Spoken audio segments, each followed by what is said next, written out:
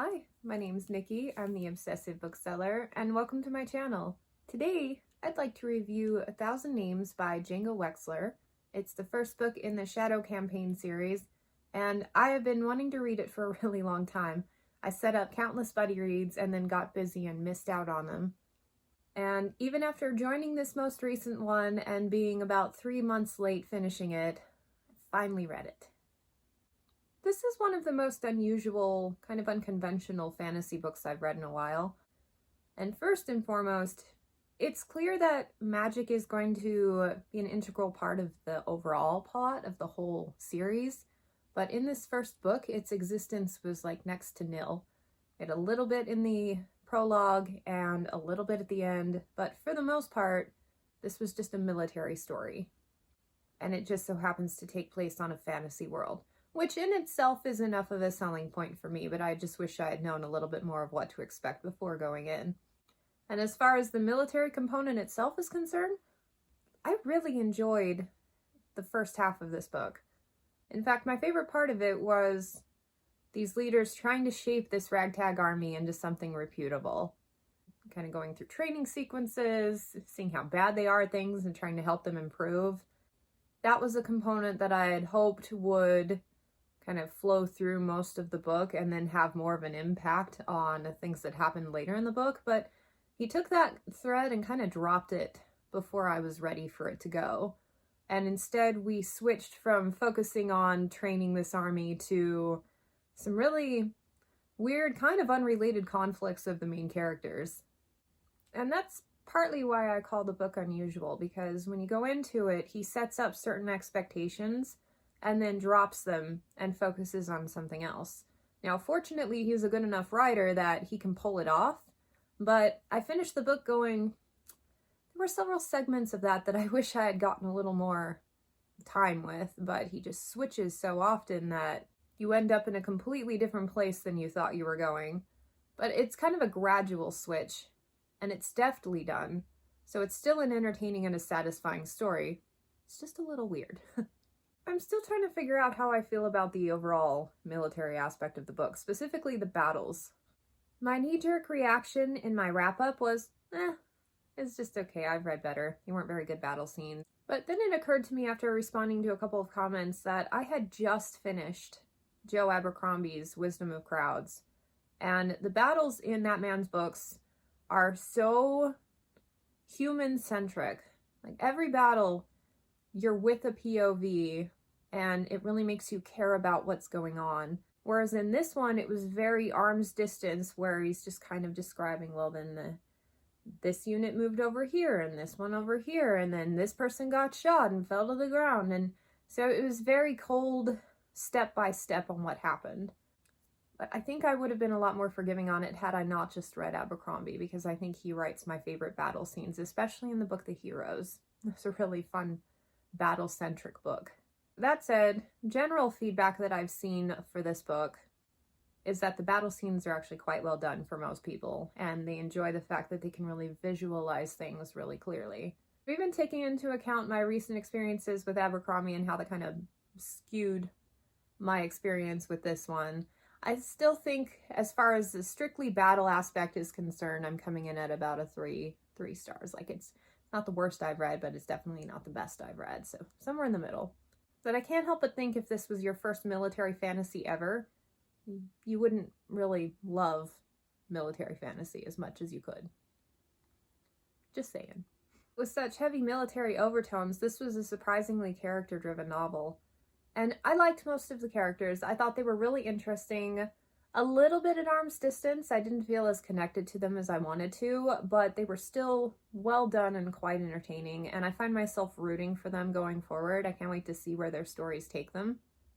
So overall, I'm really glad I read this book. It was a lot of fun, and I can't wait to get on to the next one. I hear it's a lot more politically driven, which is something I generally like in the books that I read, so I'm just really looking forward to seeing where he goes next with it. So with everything taken into account, I think I'm landing at about a 4-star read. I really liked this book. It was a lot of fun. I enjoyed it immensely. And the excitement that I feel to pick up the next one is always a good thing. I can definitely see why this is considered a staple in the Flintlock fantasy genre. Now let's talk about other books you might like. First of all, if I haven't put Waking Fire on your radar yet, I apologize, because this is one of my all-time favorite series, and it happens to be a flintlock fantasy. And when I hear people talk about Thousand Names, they mention a few other flintlocks, but they never mention this one. And this one is not just a good flintlock fantasy, it's got steampunk elements. It deals with dragons. There's a magic system around dragon blood, and it's got this epic Indiana Jones style adventure. Freaking love this series. Add this to the conversation when you're talking about flintlock fantasy to try. This one is phenomenal. And basically for me, I mean, you get the core of a really good story with all of those elements, and then you add dragons on top of it. What's not to love? And then the one that usually gets compared to Thousand Names, this is Promise of Blood by Brian McClellan, first book in the Powder Mage series. I really love this one. It's one of those books where I read it and I feel like it was written just for me. I love the dry humor in it. The magic system was kind of mild, but I liked it. And I love this author's overall character creation, especially in the second trilogy and how they relate to one another. I think it's brilliantly done. Now, this is one of those books that is oddly polarizing. Before I started BookTube, I was just talking about it all the time, recommending it constantly. And it surprised me how many people came back and said, it was just okay, it wasn't really for me. What? Like, you read a book that you think is so amazing and then people aren't as responsive to it. I'm not sure where the disconnect is there, but for me, this one was highly successful. And personally, I liked it much better than The Thousand Names. I felt much more connected to the characters. I liked the magic system a lot more. And the dry humor just killed me. I feel like dry humor alone done well in books is enough to elevate it a couple more stars. Rage of Dragons by Evan Winter. If you liked The Thousand Names for the military aspect, but like me, wish that the training sequences had gone on much longer, this is your book. The training sequences in here are phenomenal. And that kind of stuff, I love reading about training sequences and like mock battles and hand-to-hand combat, that kind of stuff. And so for me personally, this was close to a 5-star read. I absolutely love that aspect, even though there be few dragons in this book. But I think if you liked Thousand Names and were okay with the kind of ish thin world building with the magic component, this one has similar qualities. Furies of Calderon by Jim Butcher. If you liked the military aspect and the fact that it was a very character-driven, but wish the magic was a little more prevalent, then I highly recommend Furies of Calderon. This first book didn't sell me on the series. I was at about a 3-star, like, oh, that was an entertaining read, well written, whatever.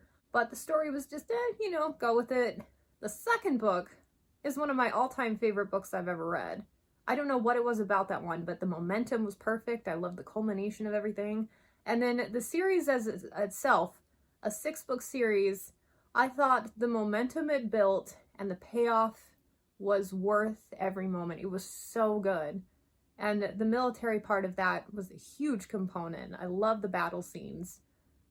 So give this one a try and maybe give the first book the benefit of the doubt, but keep going.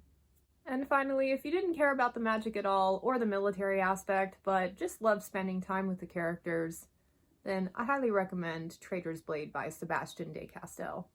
This is a very character-driven series, and it hits you in the feels. I don't know what it factor this author has, but he really knows how to make an impact with a little bit of effort. It's just brilliant. Now, the first 100 pages of this book are very overdone. Too overdone in my opinion. I almost didn't make it past that point. But the author relaxes into it eventually, so the cheeky aspect is a through line for the whole series, but it's not quite as, hit you over the head as it does at the beginning of this one. But I think Thousand Names was missing those key, impactful moments that just really hit you at the core. This series has those in abundance. So there you have it. Thank you so much for joining me on this review. I want to take a moment to thank my patrons because they are so awesome. I really appreciate what they've done for me and my confidence in going forward with this channel. Let me know in the comments if you've read Thousand Names and what you thought about it, and if you've read Waking Fire. I know a couple of you have, but I feel like I'm on an island preaching how good that series is. Thank you so much, and I hope to catch you next time.